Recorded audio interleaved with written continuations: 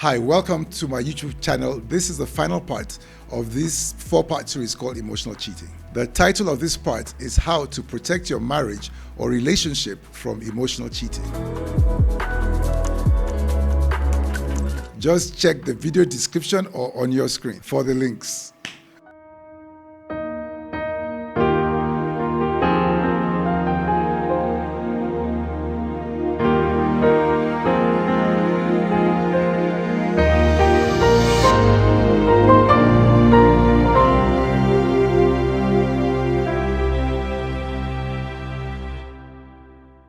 So how do you protect your marriage or your relationship from emotional cheating? There are one or two things that you can actually do to protect your marriage from emotional cheating or protecting yourselves from emotional cheating. One, you need to have comfortable boundaries. On those things, any relationship and marriage, you should have boundaries. These are the things you can do. These are the things you can't do. Have them spoken out. In marriage, you should have no unspoken expectations. If you expect something from your spouse, you've got to speak it because they can't read your mind so that they know. And then have boundaries, have agreements. Partners, have open discussions with your spouse. Well, okay, you know what? As a couple, let's not take calls from opposite sex after 8 o'clock or 9 o'clock or something. Agree. Come to anything you agree. Fine. Let's not do dinners or lunches with people of the opposite sex without permission.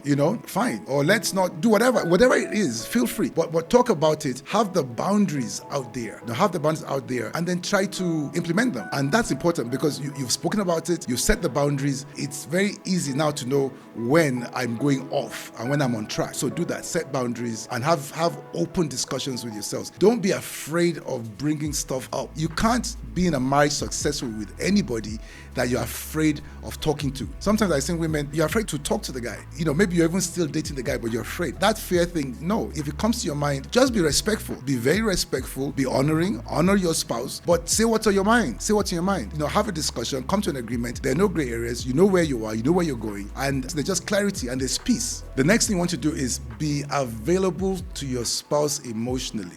Now, if a person is cheating emotionally, it's possible that they have no emotional support from you. You are not present. You are just not there for them, and they've been pushed out. So now they're depending for emotional support from somebody on the outside, and now you force them to cheat. And from that emotional cheating, it could go anywhere else. It could turn into sexual cheating as well. So on one hand, you can't be pushing them away. You can't be not present. You can't be always disagreeing with them on everything. You can't be just authoritative and then expect them to come to you with their emotions. They won't. They won't. They'll go somewhere else and they will cheat. So don't do that. For you to protect your family, your relationship from going into some form of emotional cheating, you've got to be there yourself. You've got to be available emotionally yourself so that she or he is able to come to you and they feel heard and seen by you. Be able to discuss simple issues or difficult issues without getting angry. Many people, your go-to emotion is anger. Once your spouse comes to talk to you, you get angry.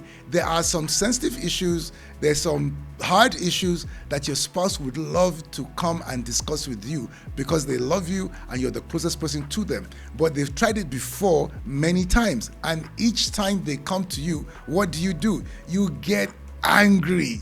You shout, you raise your voice, you blame them or everybody, and you never just take responsibility.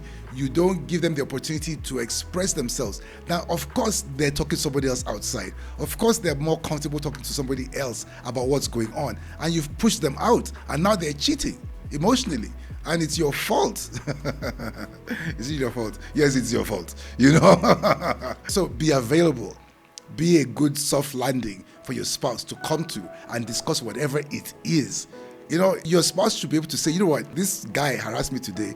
And really, at the point I was starting to try to get some feelings for him, but, I just pushed away. But next thing now, you're upset, you're angry. How could you? You think she'll come back and tell you in future? She won't. Those feelings may come in future and she won't tell you. She'll try to handle it herself till she gets in trouble. So be there for your spouse. Also, be intentional if you're married, and even if you're dating, if you're in a serious relationship, be intentional to be fun. Just very simple.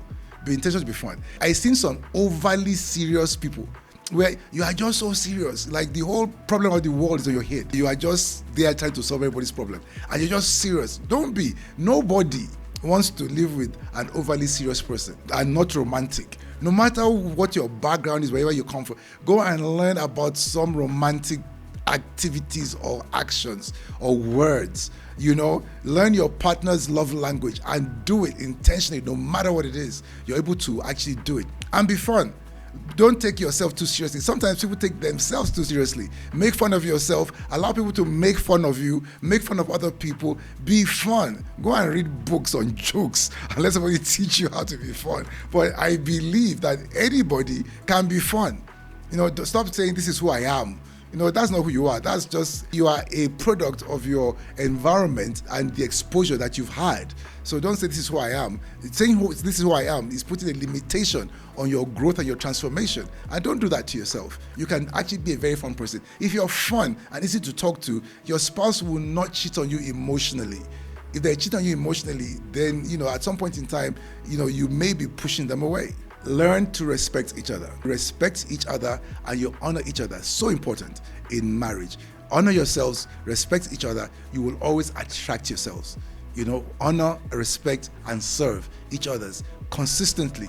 Consistently, you will always attract each other. You will always keep that fire burning. You will always keep your love burning. And that's what you want to do.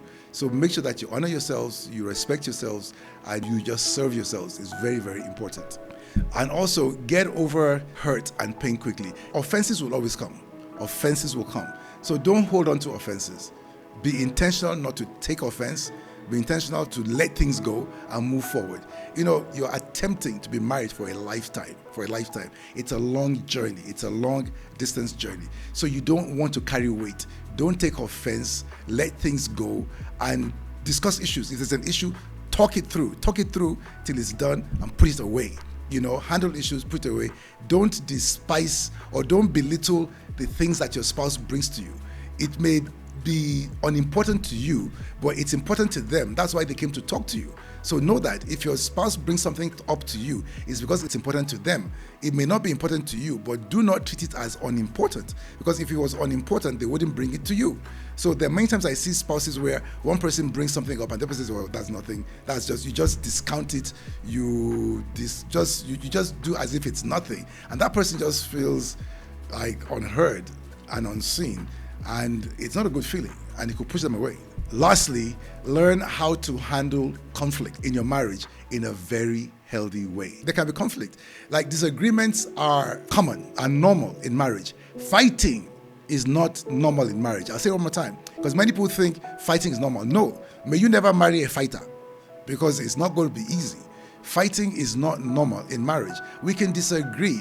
We can talk about it. If I'm really hurt, I will keep quiet. I can walk away from you, but I will not fight you and try to forcefully make you hear me, or forcefully make you respond to me, or forcefully make you love me, or just try to force anything in marriage. Force does not work in marriage. And anytime you are fighting, you are trying to force your partner to do something. You're trying to force them to give you attention. You're trying to force them to respond to you in a certain way. You're trying to force them to do something.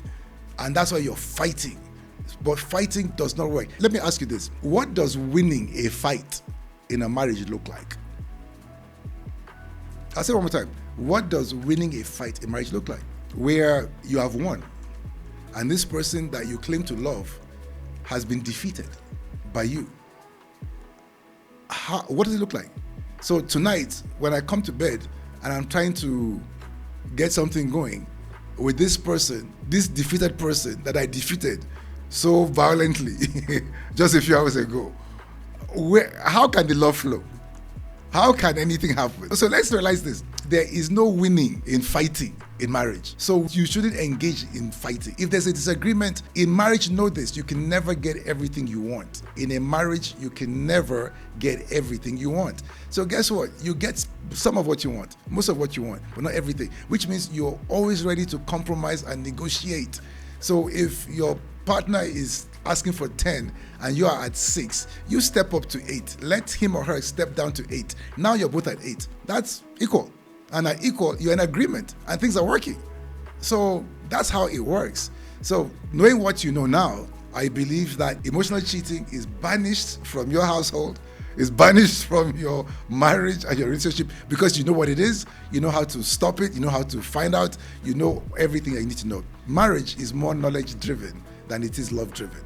I'll end on this point, that it's the more you know, the better you do in marriage. When you know better, you do better in marriage and in everything else.